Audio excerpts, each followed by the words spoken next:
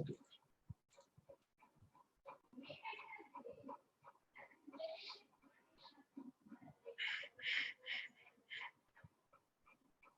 Okay. So any doubts from last class? Anybody is having doubt?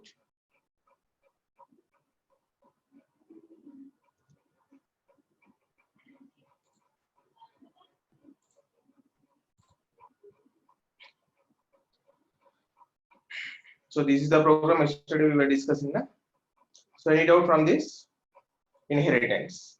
So yesterday we have discussed about constructors. What will happen if the child doesn't have constructor? If child and parent both are having constructor, and if child and parent both are having constructor, and still I want to access the constructor of parent. So what we have to do? So all those things we have discussed yesterday, right? Now, so in continuation to that, inheritance, right? So we will have multi-level inheritance. Okay, that means user can, like, if you want, you can have the multi-level inheritance. What is this multi-level inheritance? Right? Multi-level inheritance is possible in Python, right? Multi-level inheritance means, now see here, class 1, class 2 and class n is there, right? This class 2 is already inherited the class 1, right? Class 2 is already inherited. Please repeat in summarize way what yesterday.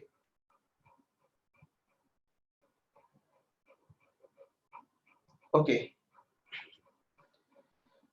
So before this, see, Bhavana is asking that please summarize the yesterday's class, right? Okay.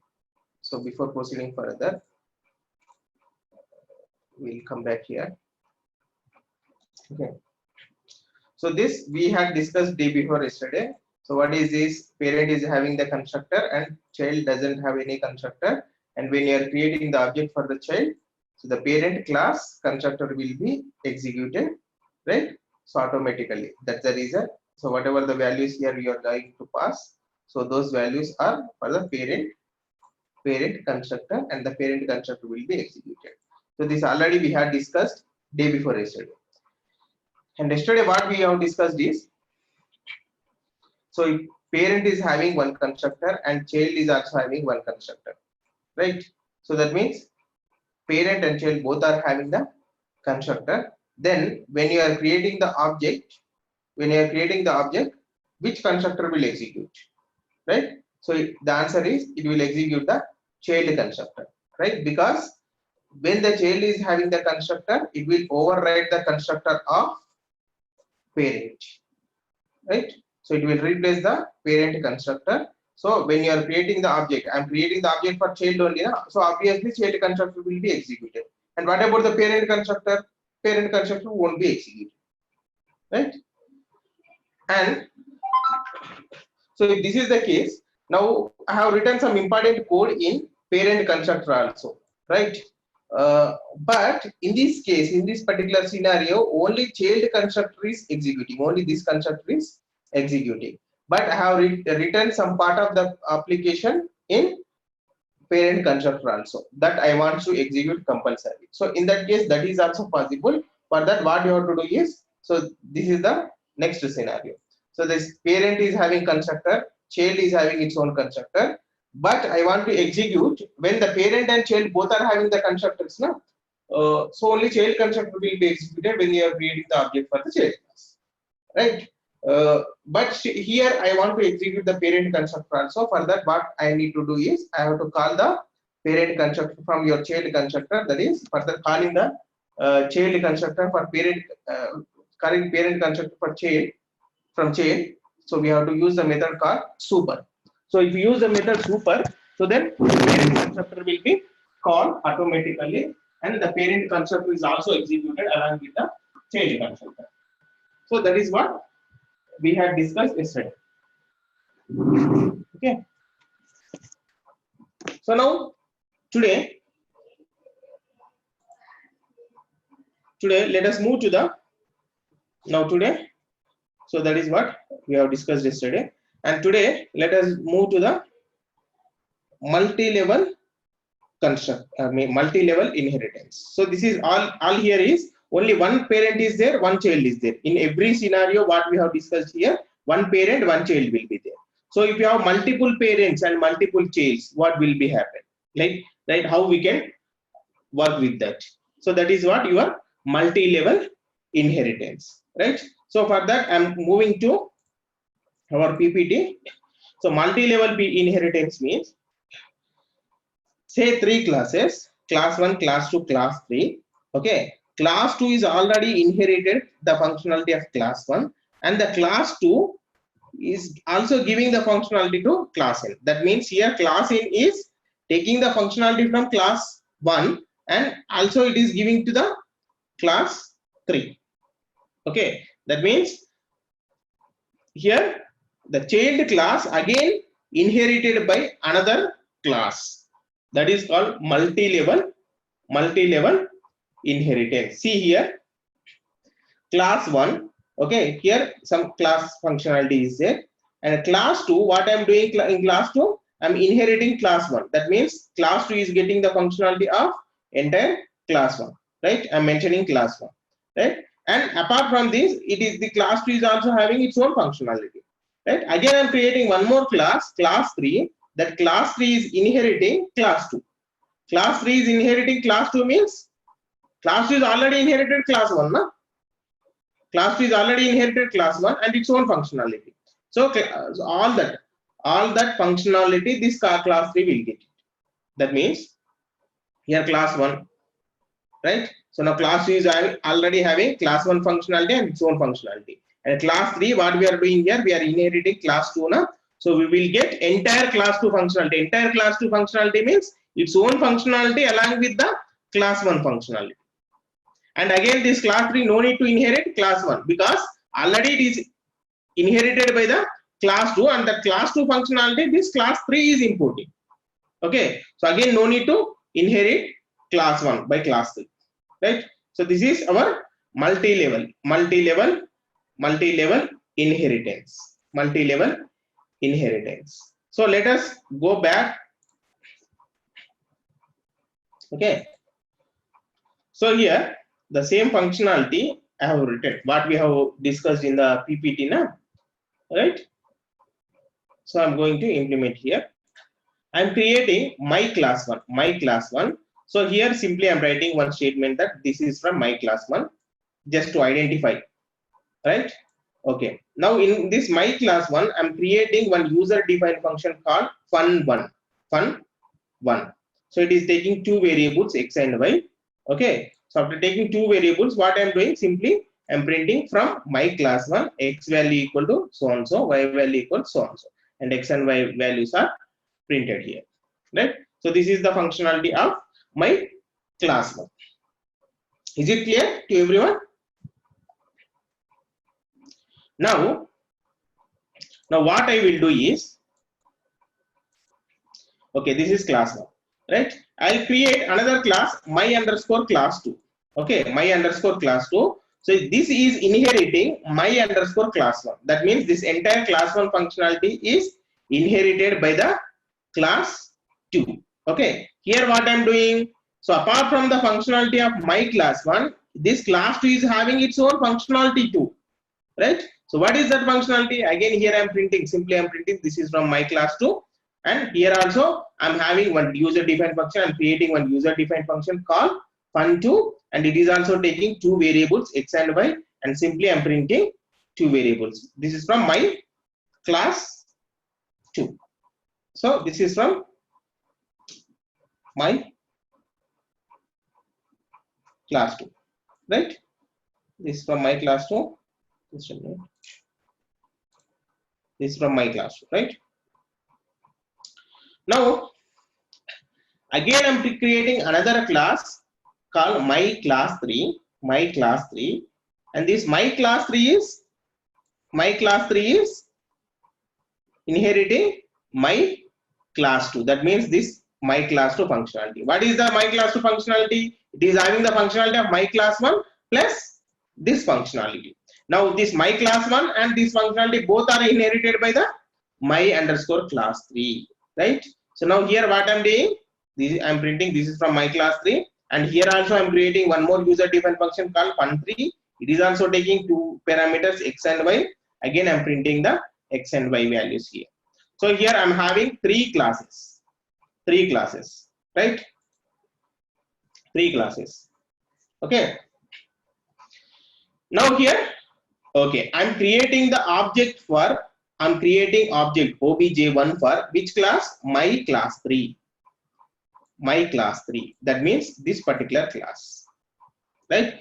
Now when I'm creating the object for my class 3, can I execute fun1? Can I execute fun1? Because this fun1 is a part function of my class 1. Whether I can execute or not?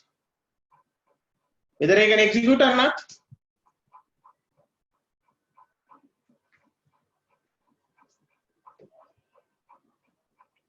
Yes, right?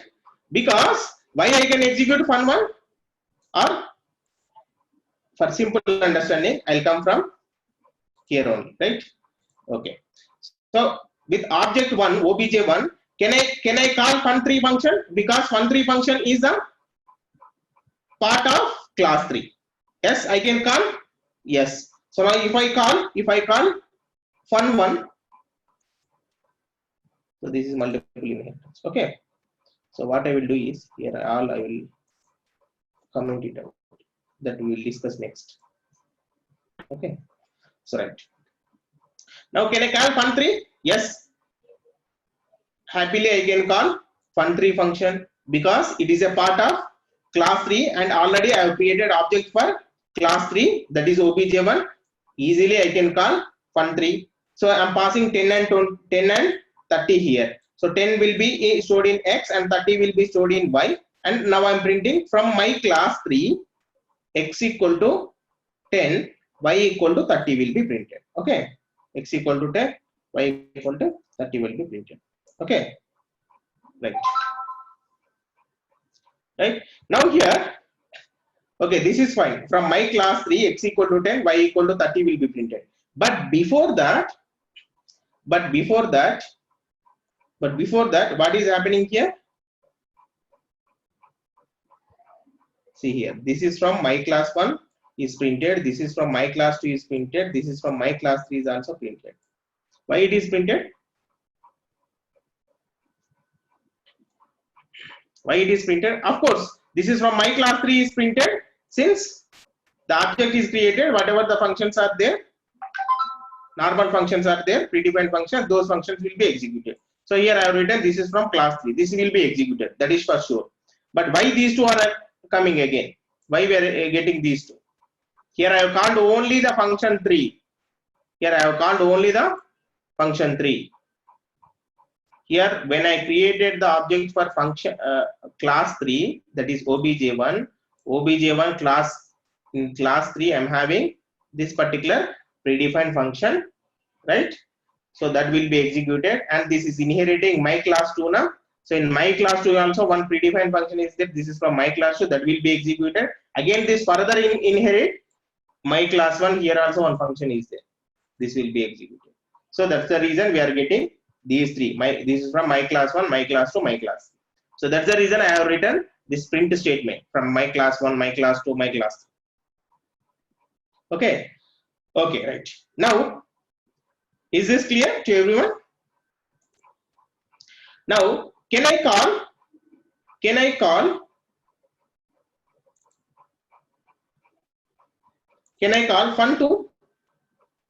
fun2? Because fun2 is here, object 1 is created for class 3, but fun2 is a function of class 2. Can I call this? Yes, because this class 3 is inheriting my class 2. That means this class 3 can able to access all the functionality of my class 2 also, right?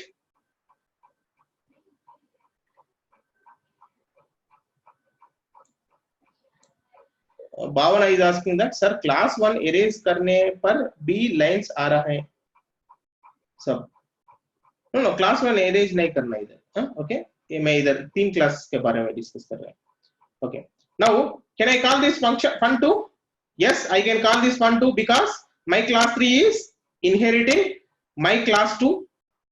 Okay, so my class 2 means that is 1 2 is a member of my class 2, so I can access very well. So now if I execute, now here I am passing 100 and 300. So, okay, so what will be the answer? What will be the answer? See here. Now see here. Again, when the object is created, all the functions are executed. 1 minute. See here. I'm not calling any function, but still, when the object is created, what is happening? These predefined functions are, all the predefined functions are executing. This is from my class 3, right? So this is from my class 3, right? But before this, my class 2 will be executed. Before this, my class 2, my class 1 will be executed. That's the reason we are getting this is from my class 1, this is from my class 2, and this is from my class 3. Then after that, if you call any function now here I'm calling, I can able to call fun2 also. 100 and 300 I'm passing. So this fun2 100 will be stored in X and 300 will be stored in Y, and print from my class 2. Okay, so this I'm printing from my class 2.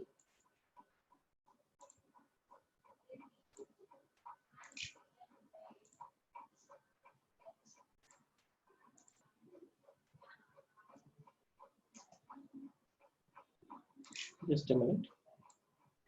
Okay. Okay, x value equal to 100 and y value equal to 3 value will be printed. Now if you execute this now, so now I'm executing this. Okay, x value equal to 100 and y value equal to 300 will be printed. Or I can even call fun1 also by using the object 1.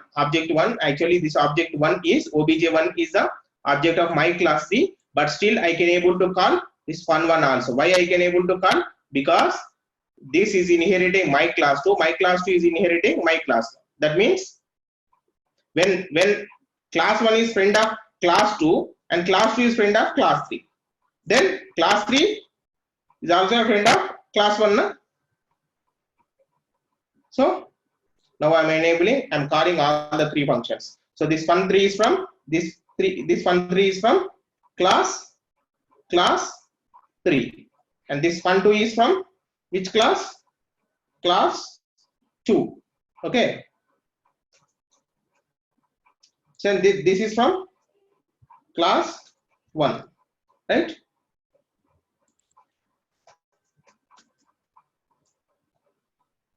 Okay.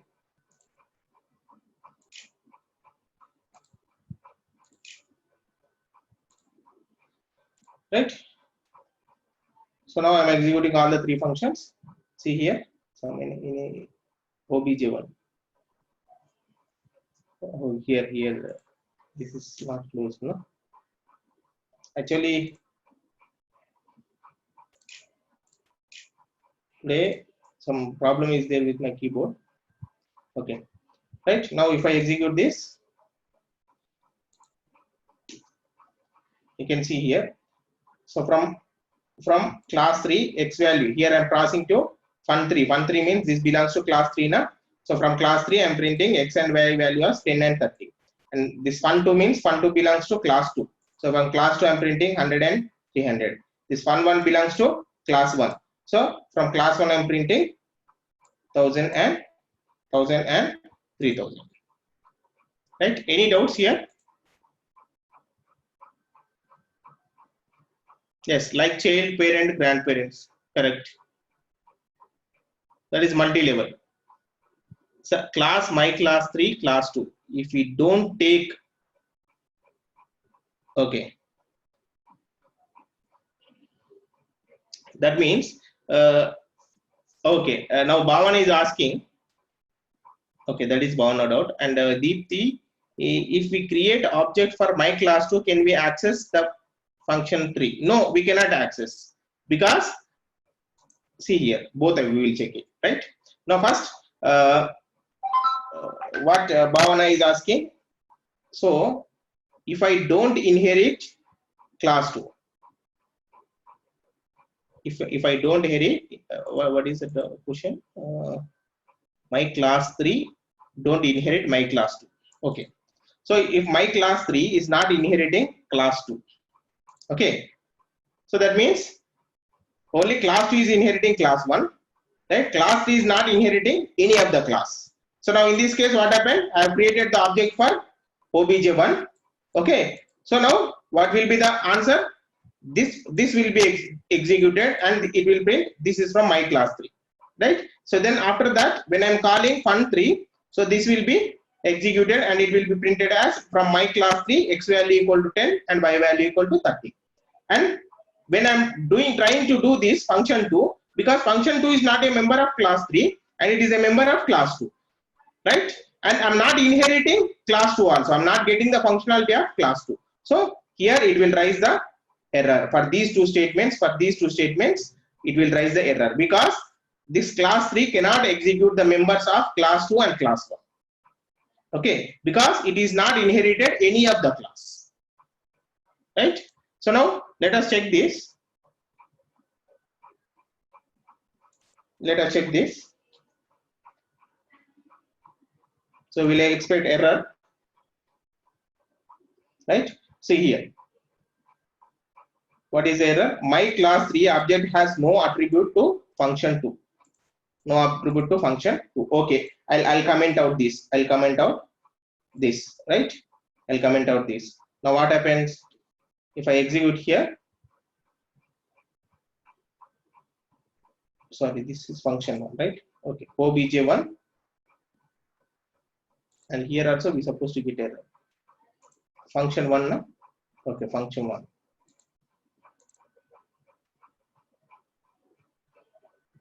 Then obj1 trying to access function 1. Here also we are getting error. My class 3 object does not have the attribute function 1, right?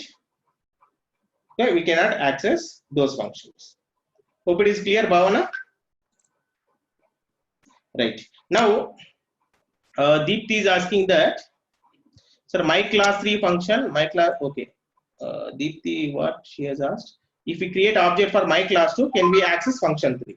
Okay. Now, what I will do here is, I'll create the object to not my class 3. I'll create it for my class 2. Okay. My class 2. Just a minute. Okay. I'll create it for my class 2. Okay. So now obj1 is the object of which class? My class 2. So my class 2 can access its own functionality and the functionality of my class 1. This functionality and this functionality can be accessed by the my class 2, right? And there is no link between my class 2 and my class 3. That means it can access fun1 and fun2, right? For fun1 here I'm writing fun3. So first let us see, check with fun1 and fun2. Fun2 it can access and fun1 also it can access, right? So now if I execute this, okay, so this is from my class 2 and this is from my class 1, right? So 100 and 300 will be printed from my fun2 and 1000, 3000 will be printed from class 1. Now if I try to access fun3, function 3, which is a part of class 3, and this class is not inheriting this particular class. So what happens? My class 2 object no attribute function 3. That means my class doesn't have a function called fun3. Okay. Okay. So if I write like this, my underscore class, so today I have cleaned my keyboard. That's the reason some problem is there with my keyboard. Okay, after this class I have to check. So now here what I'm doing, my class 2 is inheriting my class 1 as well as my class 1, this entire functionality, and my class 3 also. That means this functionality also. Okay. So now in that case, it will be executed. This fun3 will be executed. Now you just check it. Here my class 3 is not defined. Name my class 3 is not defined. Okay. My underscore class 3. So, where is error actually? My underscore class 3 only, na? This is my class 2, my class 1. not defined. So it is not defined. Okay, fine. Name my class. Okay, correct. Why it is giving error now? Because this, when you are inheriting, now this is class 1, right, and this is class 2. When you are inheriting some class, when you are inheriting my class 1, already my class 1 functionality is given here before my class 2, and I'm writing here my class 3 also, but this functionality was not given before this my class 2 now. When you are going to inherit some class, that functionality should have declared before inheriting so and so class, right? But here I have not declared, I have declared after my class 2. That's the reason it is giving error. For example, if I copy and paste here this my class 3, we don't get any error.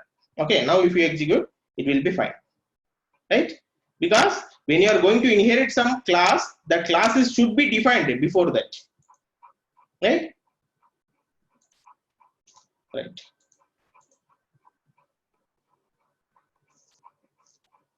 Correct. Right? Any doubt? So this is called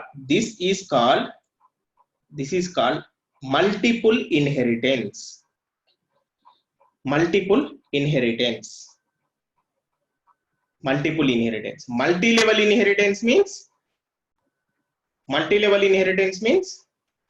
the class, one class is inheriting another class, again that class is inherited by the another class, third class. That is called multi-level. And multiple inheritance means some number of classes are there, one class will inherit number of classes parallelly. So now this class wants to use functionality of class 1, functionality of class 2, functionality of class n also.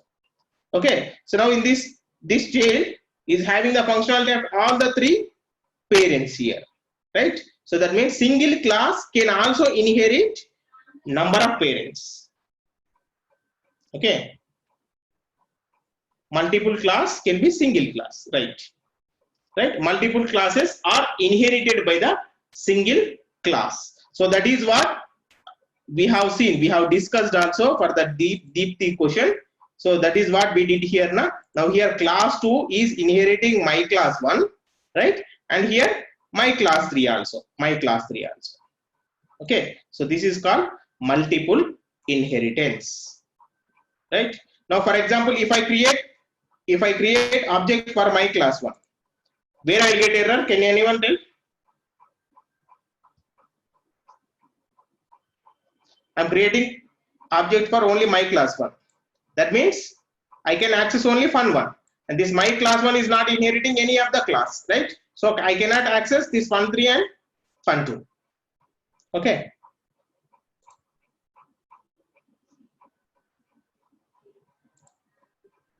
fun3 and fun2 I cannot access, right? So now if I execute,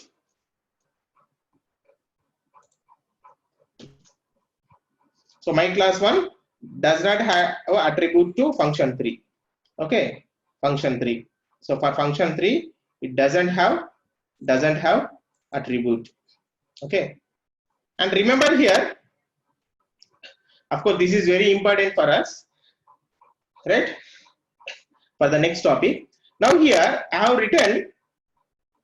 created the object for my class 1, and I have written I'm accessing fun3, fun2 and fun1. Okay, of course object 1 is not able to access fun3 because it is a member of class 3. It is not able to access fun2 also, it is a member of class 2, right? But fun1 it can access, na? Fun1 it can access, na? It is the member of its own class, na? But it is not executing here. We are not able to print that fun1 also, because if we get any error, this is error, na? This is error. What type of error it is? A runtime error. This is runtime error, not syntax error. Syntactically, this program, all the classes and all the functionality what we have defined in this particular file is fine syntactically, right? But runtime, when you are executing, na, you got runtime error here, when you get the runtime error for one line, the remaining lines also not executed.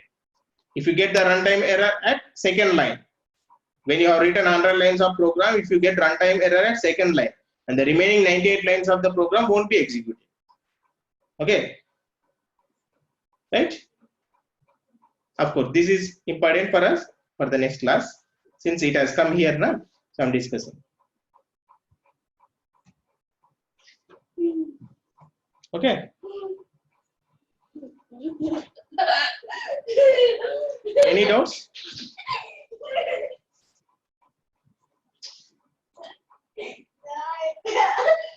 So this is about inheritance. Any doubts from inheritance? Any doubts from inheritance?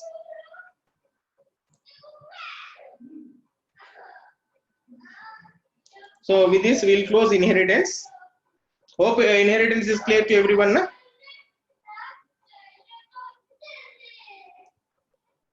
Okay, this is interesting and tricky also, but you have to practice, right?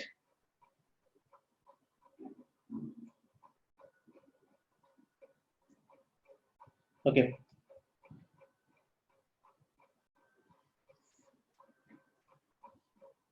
Trupti madam, what hierarchical inheritance is not there? Of course, you can extend this multi-level inheritance that you can make to any levels also. Okay. By using the multi-level and multiple, you can make any hierarchy. You can make any hierarchy by mixing both. That means first I will first here. Let us go to here PPT. So I'll get one class. I'll create. I'll inherit from 3 classes. Right. Again here, this class will be inherited by another class. That class is inherited by another class. Again, that class will inherit another class and another 2 classes also. So like that, you can make any hierarchy.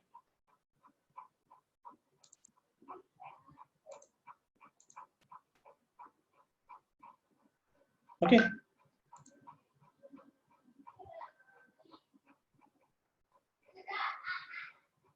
From multiple classes inherited by one class. Yes, that is what we have discussed now, madam. Multiple. And if you want to make some hierarchy, for example, I'll explain here.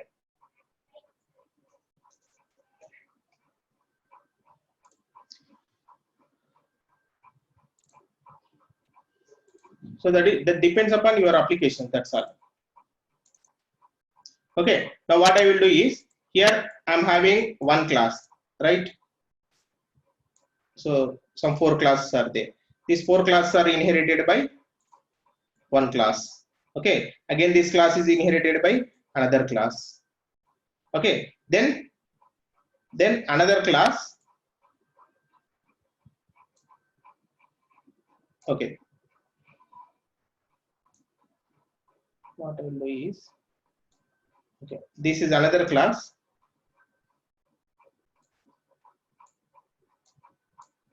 So all these classes are inherited by this class, and this class is inherited by this class is inherited by this class. Okay, and another class is there. Another class is there.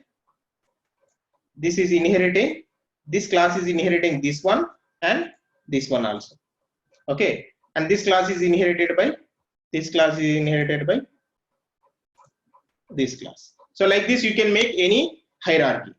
Any hierarchy. Now, what will happen? So this class will have the functionality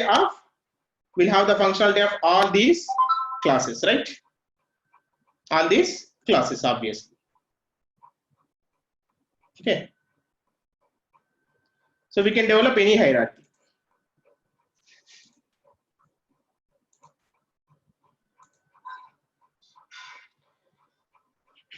Okay, PPT I'll share for multiple class. Okay. Sir, in function, we don't use self. Why we write? Where we have not used self? Yes, in this function, that is a normal. That is doesn't matter whether you are using or not using, because this is the first parameter. Always it is a reference name, right? Now when you are creating here, why we are not used now? Because we are not created any variables in this particular function. When you are creating some variable, for example, here I am creating ZZ, so then you have to mention, you have to code it as self.zz, right? So since I have not created any variables in the function, so we have not used that self, right? But when you are creating user defined function in the class, so that should be the first parameter.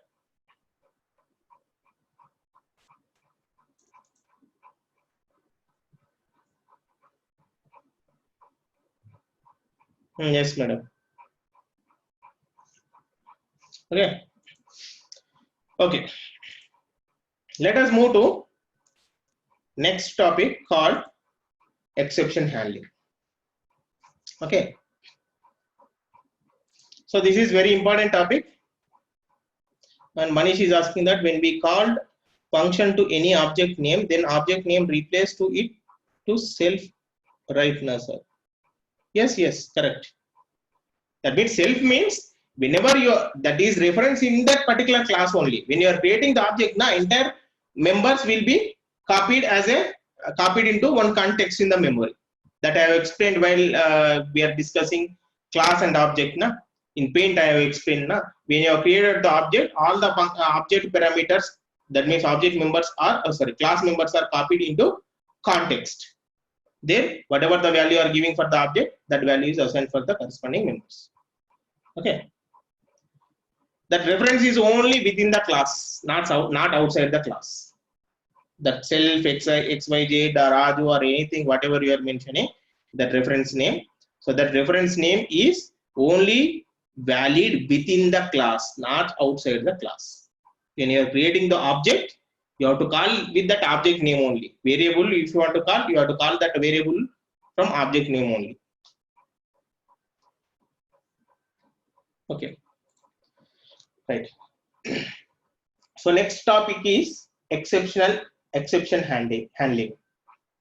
So before proceeding to the exception, first we have the two types of errors: syntax error and runtime error.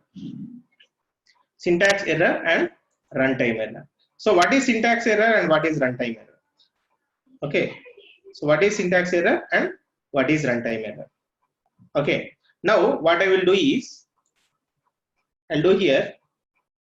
Now this print function, okay, or we know this function, when I open the bracket, I have to close now. Now I have removed one bracket here and I am trying to execute. So see here, it is syntax error, invalid syntax. You are getting the message as invalid syntax. Where is the invalid syntax? This is, it is showing here. It is showing to my class 3. That means it is showing, the error is showing here, but exactly the error is not here. It is in the previous line, previous functionality what you have defined. So here, this is in the function. That means, of course, that doesn't matter where you are getting error, but here our interest is, when you write the code with some syntactical mistakes, then that error is called as syntax error. That means when two brackets are there, you have given only one bracket. Okay. When two brackets are there, you have given three brackets, right? So semicolon is there, you have given colon is there, you have given semicolon, right? Dot is there, instead of dot I have given comma. Okay. Now here I'll close it.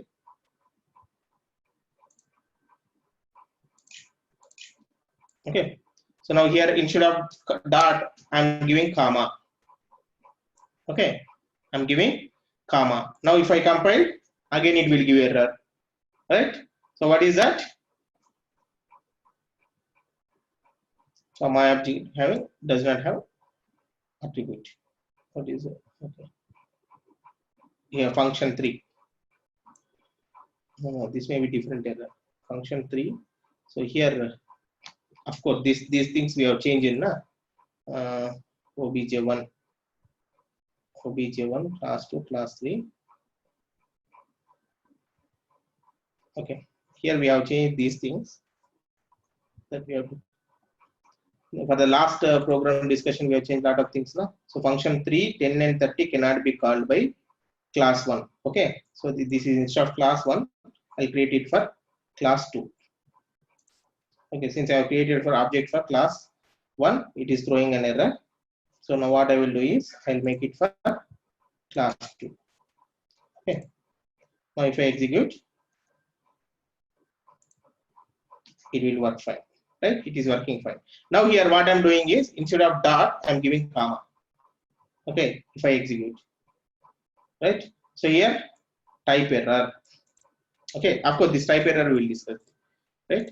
So now that means when any syntax mistake is there, that error is called syntactical error. Okay, now okay, instead of showing here, I'll show you in that there also ideally, right? So ideally I will open Python ideally. I think most of the people might have forgot this ideally. So now I will open some program. I'll open some program.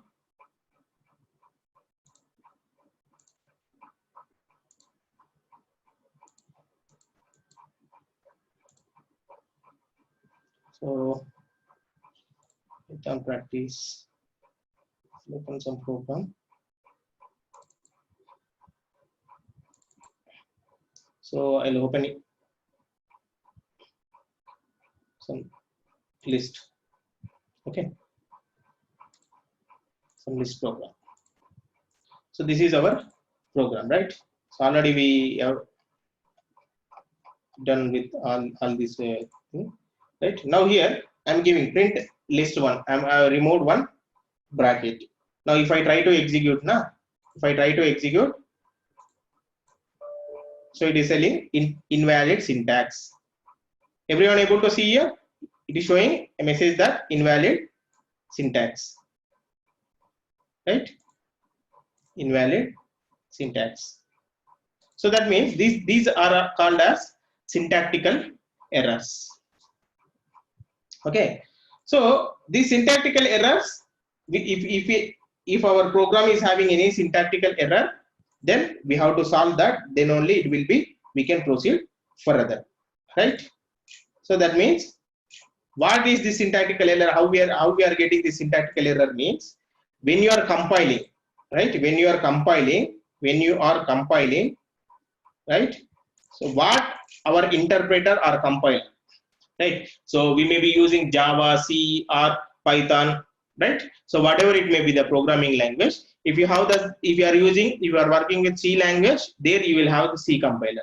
If you are working with Java, there you will have the Java compiler. If you are working with Python, you will have Python interpreter here, right? And if you are working with PHP, there your PHP compiler will be there, right? If you are working with some XYZ programming language, there XYZ programming language compiler or interpreter may be there. Okay, so that means irrespective whatever the programming language you are using, so there you are having the corresponding programming language compiler or interpreter. Of course, basically this compiler and interpreter will do same job. What is that job? It will do two jobs, right? Two tasks. First task is it will check your program, entire program, whether you have written all the lines as per the syntax or not. That means every programming language is having some set of rules and regulations, right? So while writing the program, whether the programmer has followed all the rules and regulations of the corresponding programming language or not, that it will check first, right? If everything is fine, since programmer has written he has followed all the rules and regulations while writing the program. That means if at the end of the line, if semicolon, for example, if you take C language, in the C language, what we have to do? After every line, we have to do semicolon, right? So when you are writing the C program, what C compiler will check? Okay, whether he has given semicolon at the end of every line or not. And when he is declaring, while loop. So while loop, some structure is there. As per that structure only, as declared or not. Okay. And when you are using, when he is using if condition, some structure is there. Whether that is followed or not. So all those things, rules, it will check. The compiler will check. Compiler or interpreter. Of course, in our Python case, our interpreter will do that task. Okay. So what it will do? Okay. Now he is writing print function. So print function, open bracket should be there, close bracket should be there, whether that he has given or not. Okay. So then, like that, all the things it will check. If the program is exactly as per the rules and regulations of the corresponding language, then it will go to the next step. What is that next step? Entire program will be converted into the machine coded file, that is binary file. That binary file will be given to the processor actually for the execution. Okay. So that binary file can be given to the processor. And remember here, actually, now, if I, for example, I think many of you are worked with Java, right? Now, I have written one program, I have compiled. Once you have compiled, you will get the object file of Java object file. So if you take that object file, don't take the actual program. If you take that object file and you can execute in another system, right? You can execute in any other computer. Why? Because that is the actual program which is going to execute by the processor. Now, if you give your original program also, what the compiler will do? It will convert your original program into the object file. What we are writing here, programming in the Java, C, or Python, or .NET, right? So here, this is English-like language. This English-like language, processor won't understand, right? Processor wants zeros and ones only. Apart from zeros and ones, it doesn't understand single letter, any other letter. It will understand only zeros and ones. But writing programming zeros and ones, binary is very difficult for us. It is impossible to write the program, right? Impossible to write the program in binary, right? So that's the reason what we are doing. We are writing the program in our English-like language. Then that compiler will do, compiler or interpreter, whatever it may be. Of course, both compiler and interpreter will do same job, right? Okay, that is compiler or interpreter headache to convert the actual program into a machine coded file, that is called binary file, right? Binary file, also called as object file. Okay, right? So that is the thing, right? Now, and remember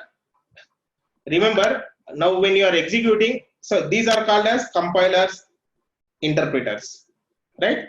And those compilers, now object file is generated. Now in my system, I have written one Java program or I have written one Python program. One object file is generated. I will take that object file and I'll give it to my friend. He will execute it in his computer, right? So it will work fine, 100%.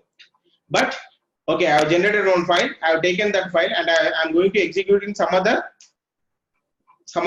system where we don't have the x86 architecture. x86 architecture means all the computers and laptops, whatever it may be, what we are using is Intel processors, Intel based processors, right? So those processors are 8086 based processors. Okay, so that's the reason all this computer environment is called as x86 processors. That means x86 architecture. Okay, now if you try to execute that file, whatever the file you have compiled here, if you try to execute in your mobile where you are having different processor, not x86, different processor, that won't be executed in your mobile, because here our object file is generated by x86 architecture. It is generated for x86 architecture only, right? And if you try to execute that same object file in different architecture processor, it won't be executed. So for that you require cross compilers, not simple compiler, not simple interpreter. You require cross compiler or cross interpreter. Okay, that means cross interpreter and cross compiler. Compiler will do only the conversion from source file to binary file, right? What cross compiler will do? It will convert source file into the binary file of different architecture also. Its architecture also it will change. But whatever the compilers and interpreters which are coming along with this programming softwares, Python software or C software or Java software, those are our simple compilers and simple interpreters, right? Of course, that we don't require, because I'm telling now, if anyone tries taking this object file from the x86 architecture object file, if they have taken and if they are trying to execute in some ARM architecture, that means in their mobile and so it won't work, right? That's the reason I'm explaining all these things. Okay, right.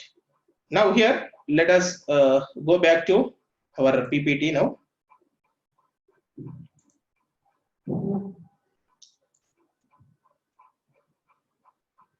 Right.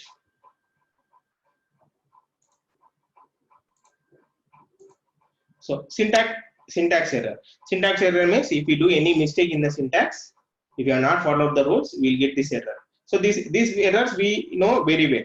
But runtime errors, that means these runtime errors means syntactically everything is okay. Syntactically everything is fine, right?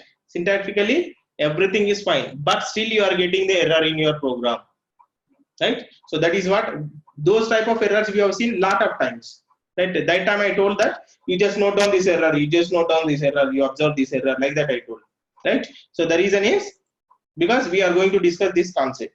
That's the reason I told that time, right? So now runtime error means syntactically the program is correct, right? There is no problem in the syntax of the program, but in the logic, when you are giving the logic, whether it may be entering into some unexpected loop or unexpected value it is getting, right? So in those scenarios we'll get errors. Those type of errors are called as exceptions, right? Runtime errors. Those runtime errors are also called as exceptions. Okay, so runtime errors means, remember, the error not due to the syntax. The syntax is correct, but when you are trying to execute, in previous program we have seen that in class 1, for class 1 we have created the object, but I am trying to access function 3, but that function 3 is a part of class 3, right? Class 1 is not inheriting class 3. So when it is not inheriting class 3, how it can access that function 3 of function 3, which is a member of class 3? So it cannot access. So it is giving error. Now if you want, I'll show you again that. I'll show you that program again here. Okay. Now here class 1. Now I'm creating the object for class 1 only, right? And after creating the object for class 1, class 1. So object for class 1 means it can access fun1, but it cannot access fun3. So if I execute this, it will throw an error. My class 1 object has no attribute to function 3. Since the class 1 is not inheriting class 3 also, right? Class 3 also. So how it can access the member of class 3? It cannot access. This is not a syntax error. This is not the syntax error. So this is something different, attribute error. Okay. So this is called exception, runtime error. When the runtime error occurs, the problem with the runtime errors are, when the runtime error occurs, the code which is written after the corresponding line where the error is occurred, that code is also not executed. So see here, this object 1.fun1 is valid, right? There is no problem here because fun1 is a function of my class 1 only, right? So the interpreter, the Python virtual machine can very well execute this particular function, but still it is not executing. The reason is because here runtime error is occurred, then immediately it will be your entire execution of the program will be stopped there itself. So that is the problem with runtime errors. If you have the syntactical error, then there is no problem. Before compiling the program only, we'll come to know this is the syntax problem. So then we'll correct it. But once the program is compiled, when we have given the program to the customer, if you are getting some logic error due to some unexpected logic, right? Unexpected scenario, right? So in that case, the entire program, the part of the program which is mentioned, which is written after that particular line won't be executed. Okay. So this is the problem in the runtime errors. Okay. So now what we have to do? If the problem is with this particular line, okay, you stop this line, but you please execute remaining lines. But basically the Python virtual machine won't do that, right? Now we have to handle this particular scenario. Now if you get any runtime error, why this exception handling was developed now? If you get any runtime error, this exception handling will handle the error where we got that particular runtime error, and it will continue the execution of remaining part of the program, right? Mainly here, by omitting this particular line where the error has been occurred, where the runtime error has been occurred, remaining part of the program we will continue by using the exceptional handling. That means this runtime errors will be taken care by the exception handling. Okay, so now here, of course, that will understand very well if we write programs, right? Now here, an exception can be defined as an abnormal condition in a program resulting in disruption in the flow of the program, right? Whenever an exception occurs, the program halts the execution, and thus the further code is not executed. Therefore, an exception is the error which Python script is unable to tackle with, right? So the Python script, that means Python virtual machine, unable to handle that particular runtime error. Okay, so if Python virtual machine is not able to handle, we have to handle, the programmer has to handle that particular runtime errors programmatically.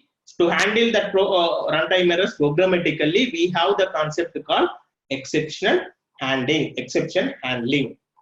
right? Where we will write the code to handle if any exception. That means when I'm writing the code, there is a chance to get some runtime error. So then what I will do, okay, now here I may be having the chance to get the runtime error now. So what I will do, I'll make that as exception handling code. By using this concept, I will handle that code, a particular block of code, and I'll write the program. So that if I get any runtime error, so this concept will take care about that particular runtime, and it will continue the remaining part of the program execution, right? Python provides us the way to handle the exception so that other part of the code can be executed without any disruption. However, if we do not handle the exception, the interpreter does not execute all the code that exists after that. Okay. Here, now the errors, two types of errors: syntactical errors, or runtime errors. So the runtime errors, if we get the runtime errors, now the Python virtual machine doesn't know how to handle that particular error, so immediately it will stop the execution of the program. To avoid that, we got the exception handling mechanism concept. So with that, programmer will handle the entire program. Okay. How we will develop this exception handling, all those things we will discuss in the next class, that is tomorrow. I hope it is clear now to everyone. Any doubts till now?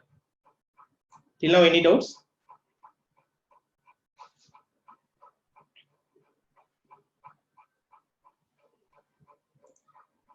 So if you have any doubts, you can ask for 1 minute, 1 or 2 minutes. Then we'll wind up the session, and tomorrow we'll continue the exception handling. Of course, for exception handling, maybe tomorrow and day after tomorrow is required, right? So then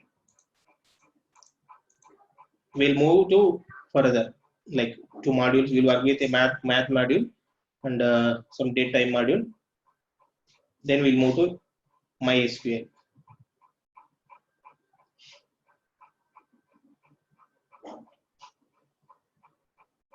Sir, how I can handle constructor in multiple inheritance? That's what I told, na?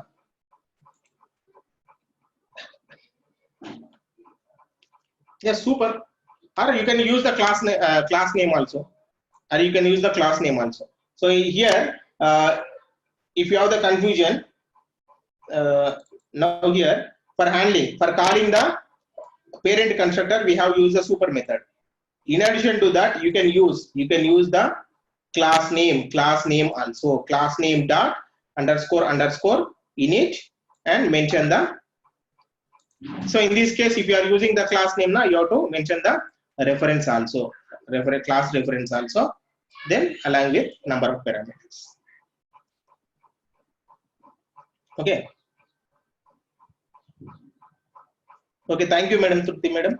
And sir, please send the program for practice. Okay, I'll send the program, Pooja. But the thing is, you should not practice only this program. Apart from this program, you should practice at least 3 to 4 programs minimum. Apart from what I'm discussing here, what program I'm discussing here, apart from that, you have to practice some at least 3 to 4 programs per concept. Then only you will get the programming skills. Otherwise, you will get typewriting skills. Yes, in correct, in W3 Schools. Of course, W3 Schools is very good website, not only for Python, for PHP, MySQL, HTML, CSS, all these. You will have very good exercises there. Even for some of the topics, I'm referring my W3 Schools also. For Python also, some of the examples, some of the topics in PPT or in some programs, I included W3 Schools exercise also. So there you will have very good exercises you can practice.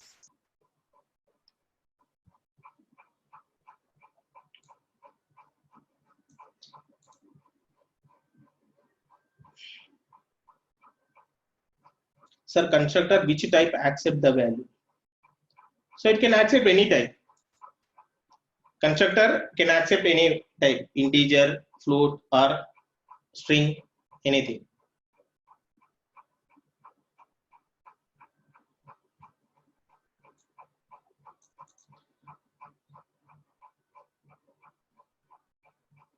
Yes, madam. So Trupti madam is giving some link. All of you, please refer that link.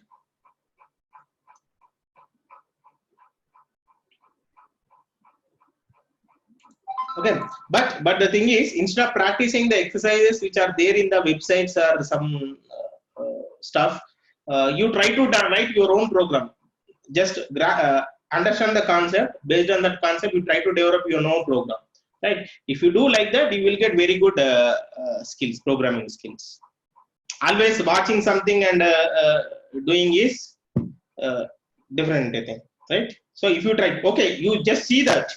You see that program, understand the program, how he has written, and similar kind of program, you try to develop your own program.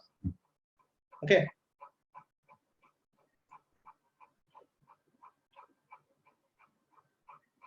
Okay, now whoever wants to have this program file, today's program file, just send me the message and forward to you. Okay, thank you everyone, and tomorrow we'll meet. And thank you, sir. Ram sir from NIMI. Thank you, Raju. Thank you, Mr. Raju. Thank you. Thank you.